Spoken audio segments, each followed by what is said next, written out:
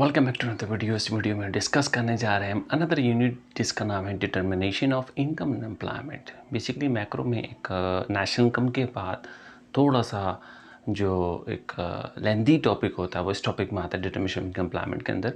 तो बेसिकली इसमें है क्या, हम डिस्कस करेंगे इसमें एग्रीगेट डिमांड के रिलेटेड।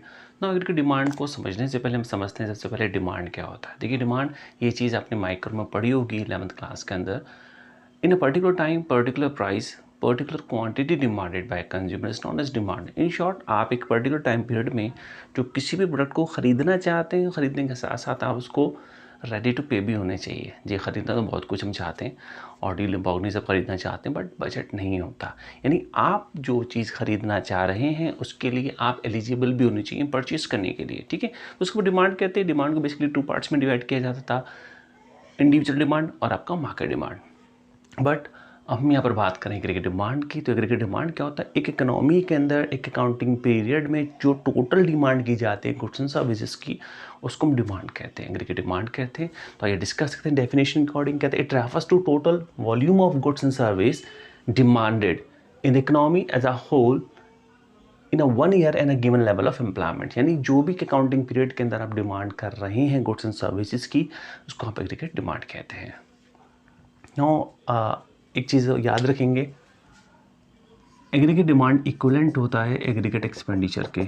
इन शॉर्ट जितनी आप डिमांड करेंगे वो तभी डिमांड बनेगी जब आप उस पर खर्च करेंगे। अगर आप सिर्फ विश कर रहे हैं, विश और डिमांड में फ़र्क होता है। विश के लिए आपके लिए रिसोर्सेज की नीड नहीं है, बट डिमांड के लिए आपको रिसोर्सेज की नीड होती है।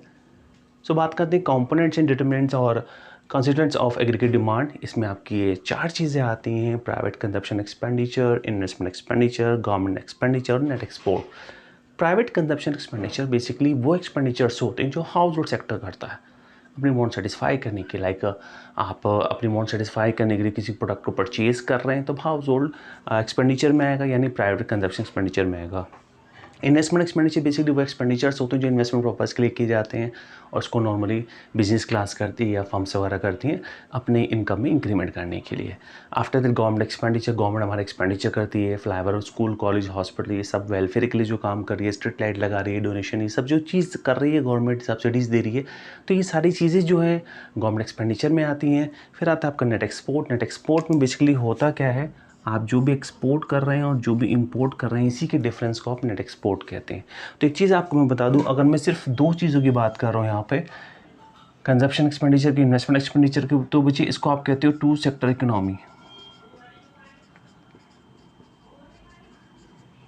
और अगर मैं बात करता हूँ यहाँ पे इन तीनों को इंक्लूड कर लेता हूँ तो उसको हम कहेंगे 3 सेक्टर इकोनॉमी। और अगर मैं 4 को इंक्लूड कर लूँगा उसको हम करेंगे 4 सेक्टर इकोनॉमी। क्लियर नॉट जी? तो इस वीडियो में फिलहाल इतना ही, मिलते हैं आपसे नेक्स्ट वीडियो में। Take care, bye bye.